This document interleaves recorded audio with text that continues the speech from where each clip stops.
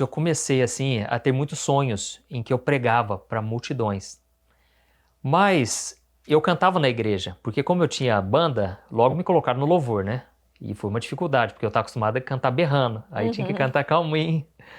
Só que dentro de mim me vinha uma vontade muito grande de pregar, de falar da Bíblia, de Deus. E aí eu fazia isso no dia a dia, mas comecei a sonhar com isso. E quando eu comentava com as pessoas, todo mundo falava, não, Juninho, mas você é um ministro de louvor, cara. Até que o que aconteceu? Eu queria muito ser batizado com o Espírito Santo. Eu queria muito orar em línguas. Porque eu pensava, nossa, isso aí vai poder me ajudar muito, já que é para edificar a mim mesmo. E quando eu via alguém orando, aquilo mexia muito comigo. E foi então que eu fiz um jejum, né, de 3 dias, sem comer e sem beber. Que nem é recomendado de forma Uhum. alguma. Tem que tomar Jejum de muita água. Esther você fez. De Esther, é verdade. 3 dias sem nada. Eu fiz, não tinha conhecimento, mas eu fiz com tanta sede assim, Deus viu meu coração, que por sinal quase passei mal, quase fui para o É. hospital, porque eu tinha que trabalhar. E eu tinha que atender cliente. Uhum. Às vezes ficava até tarde na loja do meu pai, né, que eu trabalhava ainda. E aí, o que acontece? No final dos 3 dias eu entreguei o jejum, frustrado, porque eu pensei, nem orei direito, Uhum. quase passei mal, mas Deus viu meu coração. 2 dias depois, eu recebi o batismo no Espírito Santo. E aí passaram-se mais 2 dias, Deus me chamou para ser pastor. Olha só. E eu já ouvi isso do Antônio Cirilo, que você até fez uma Uhum. entrevista com ele, que ele falou e realmente faz sentido. Quando você faz o jejum, você não percebe nada. Uhum. Uma coisa ou outra tal, mas o depois é que vem. É como se Sim. você plantasse, você está plantando. Sim, nossa, eu já tive respostas, coisas, exatamente assim, 2 dias depois, um dia depois, ou naquela É, mesma semana. olha que E no benção. momento eu tá lá também, me sentindo mais fraca, falando, nossa, não tô tendo tempo de orar. Exatamente isso que você falou. Olha, Realmente faz tem sentido, muito né? sentido isso. É. E aí, inclusive com o Daniel, né? Ele fez o jejum e não aconteceu nada, mas depois Deus Uhum. destravou tudo, né? Uhum. E o que acontece?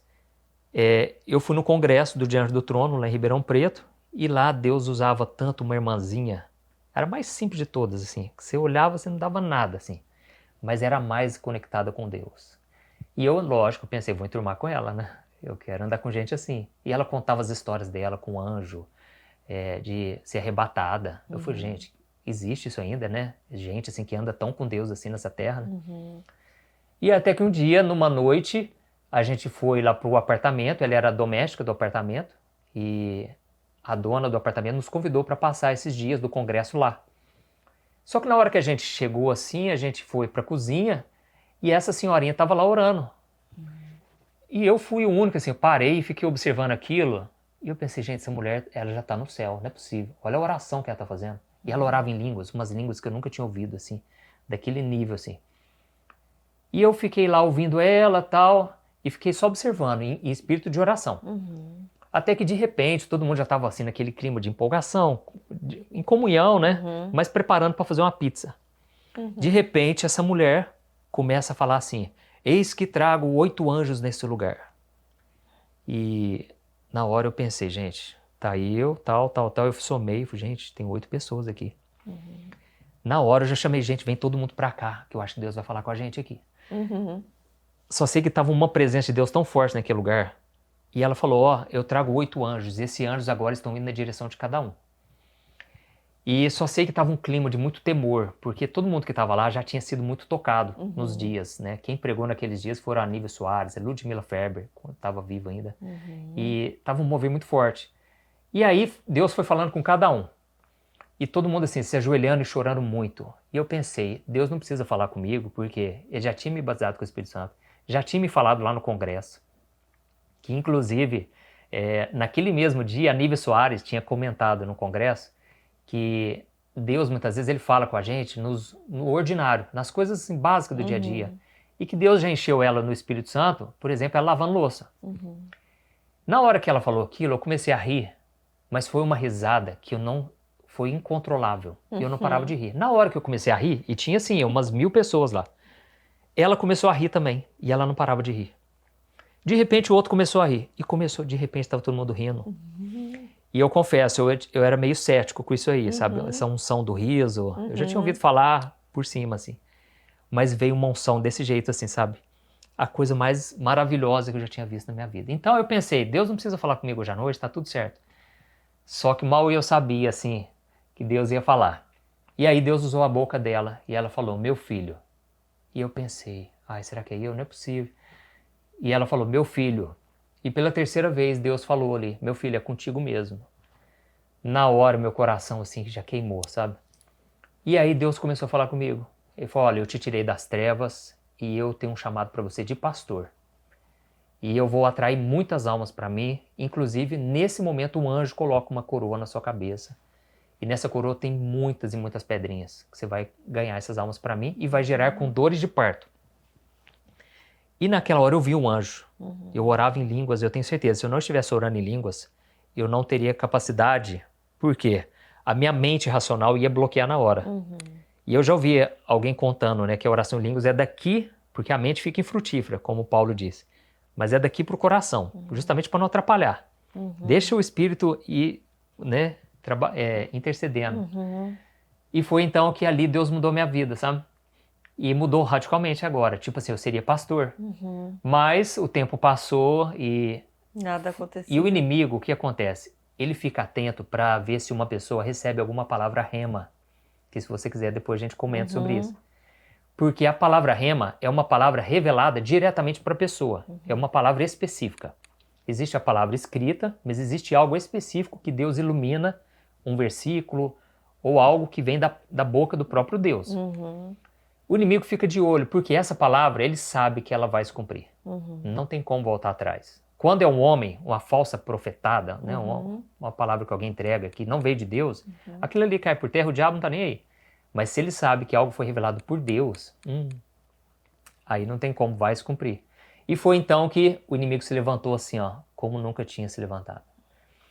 No ano seguinte, depois de eu ter aquela visão do anjo e receber a palavra, foi o pior ano. Humanamente falando, foi o pior. Assim, espiritualmente, foi o melhor, porque eu nunca tinha tido tantas experiências com Deus assim. Mas foi uma luta imensa, porque eu não conseguia estudar direito. Eu ficava pensando naquilo. Nossa, como que vai ser? Eu vou ser pastor? Eu vou pregar para multidões? Como que é isso? Ainda estava perdido, você não estava no lugar ainda que Deus queria, não se encaixava mais no passado. Isso. Então aquilo causou muito conflito dentro de mim. Insegurança. E hoje eu entendo. Por isso que Deus muitas vezes não fala tudo pra gente, porque se ele fosse falar tudo, a gente não ia ter maturidade. Ia bagunçar tudo, entendeu? A gente ia querer antecipar o futuro, ou ia ficar relaxado, falar, pra que eu vou orar? Já sei que vai se cumprir, né? E aí, só sei que foi uma luta, porque eu comecei mal na faculdade, e eu estava fazendo o 3º ano de publicidade e propaganda. E eu muito mal, eu pensei, eu vou reprovar, não vai dar certo. Eu não consegui trabalhar direito, porque eu ficava pensando, quando vai se cumprir? Que jeito vai ser? E outra coisa, eu sou muito tímido, eu não sei nem pregar direito. Mas até que chegou assim, no fundo do poço, assim, porque eu já estava muito mal, muito cheio de conflitos. E um dia eu estava muito triste. Você chegou a achar, pastor, nesse ano que você tinha, que aquilo não era de Deus? Que aquela não era aquilo que você tinha recebido, que aquela palavra era coisa da sua cabeça ou não? Você só não sabia como que isso ia se realizar? Sei. Quando eu passei pelas piores lutas, eu tenho certeza, se eu não tivesse visto o anjo, porque foi uma experiência muito marcante, foi muito, Deus já sabia, entendeu? Foi suficientemente para suportar o nível das provações. Então foi uma coisa muito forte, então eu não tinha dúvida que ia se cumprir. Só que eu era cético em relação a mim mesmo, tipo assim, será que eu vou dar conta? Será que eu tenho a capacidade de fazer essa promessa se cumprir? Então eu pensava, Deus vai ter que fazer uma obra muito grande, porque eu sou muito assim, improvável. E até que um dia, eu muito triste, assim, porque eu tinha acabado de receber notícia que eu reprovei na faculdade. E é caro pagar uma faculdade. Eu já estava no 3º ano, poxa, vou ter que repetir o 3º ano e tal. Até que a minha irmã, que era espírita na época, hoje minha irmã muito de Deus, tá pegando fogo, né, assim, muito voltado para missões. Ela me viu ali e ela teve a direção que ela achava que era dela, mas foi Deus. Ela falou, você vai contar isso pros meus pais, pros nossos pais. E eu falei, não, mas como é que eu vou contar isso? Como é que eu vou contar? Não tem como, né? Porque lá em casa eu era o único evangélico, de todos os meus irmãos, tudo. Só sei que eu comecei a relutar. E eu estava assim num conflito tão grande que um dia, olha como é que Deus vai trabalhando, tudo assim, nada foge do controle dele. Um dia eu ouvi falar de um profeta que tinha ido lá na nossa cidade, o pastor Zezinho, muito usado em profecia e tal. E assim, contaram várias histórias assim que eu falei, nossa, que coisa maravilhosa. E ele assim, na rádio, ele detalhava certinho, olha, tem uma moça com a blusa tal, tá lavando louça, Deus manda te falar tal. E se for confirmação mesmo, vem aqui na rádio depois. E a pessoa ia lá e contava, era eu tal. E eu pensei, gente, eu não sou de buscar profeta, ir atrás de profeta, mas eu tô precisando. Quem sabe Deus usa alguém, né? E aí eu liguei para esse homem, consegui o telefone dele. E ele falou o seguinte, olha, me liga amanhã, porque eu vou fazer um jejum. Quem sabe Deus quer falar alguma coisa. E eu fiquei encantado, maravilhado. Gente, como é que alguém faz o jejum por mim, para de comer, por causa de alguém que nem conhece, né? Só sei que no dia seguinte eu liguei para ele e ali Deus falou comigo. Veio outra palavra rema, outra palavra revelada. E Deus falou, meu filho, você será como um passarinho. Porque assim como um passarinho, cada hora está numa árvore, assim será o teu ministério. Você vai pregar nos 4 cantos. Você vai pregar no Brasil, fora do Brasil. E paralíticos se levantarão. E eu vou fazer, né? Isso em primeira pessoa. Eu vou fazer milagres e maravilhas através do seu ministério. E outra coisa, ele falou o seguinte, e meu filho, se prepare, arrume as tuas malas, porque eu estou tirando você da tua casa em breve. Mas foi assim, tão forte aquela palavra. Nossa. Foi um manancial no deserto, sabe? Do jeito que eu precisava tanto de uma nova palavra. O que acontece? A partir dali eu já entendi, Deus vai me tirar, mas vai me tirar como? Só sei que, resumindo, Deus fechou de um jeito, assim, o cerco. Eu não tive outra escolha, a não ser contar para os meus pais. Então tudo isso que eu estou te contando aqui, eu contei para os meus pais, do começo ao fim. Eles ficaram assim maravilhados, porque eles acharam que quando eu fui para a igreja é porque eu quis mudar um pouco de vida, sabe? Deixar essa ideia de ser hippie, Sim. sabe? Não tinha entendido como estava profundo e esse tanto de revelação. Né? Eles não tinham noção que era tudo aquilo. E eles falaram, nossa, mas você tinha que contar isso nas igrejas, que coisa mais linda que é essa. Eu falei, não, mas eu já conto. É que eu não podia contar, né? Não era a hora ainda. E aí meu pai falou, mas e aí você quer fazer o quê? Eu falei, pai, Deus me chamou para ser pastor, eu acho que seria bom eu fazer um seminário para aprender mais da Bíblia e tal. Ele falou, olha, a partir de hoje eu te dou carta branca. Se você quiser ir para a China estudar, eu vou te bancar em tudo. E outra, não precisa de trabalhar mais na minha empresa, eu vou te sustentar. E a respeito da faculdade também, como é que tá? Ixi, aí eu pensei, eu vou ter que contar. Aí eu falei, pai, é o seguinte, né, eu reprovei. Eu falei, não esquenta não. Eu já percebi mesmo que você já não estava indo assim, querendo saber. Depois um dia, quem sabe, você forma na faculdade e tal. E que, por sinal, depois eu me formei, porque a Thaís pegou no meu pé, né? Depois que eu conheci a Thaís, minha esposa, né?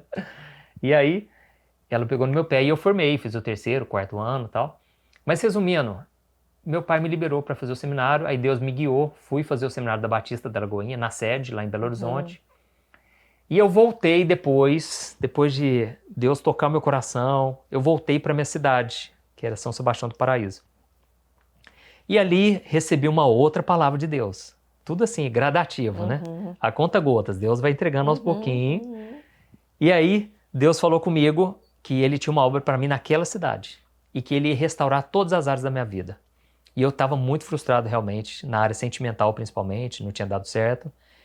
E aí então, uma semana depois, Deus, através do pastor da igreja, o pastor Edmar, me chamou ali para pastorear os jovens.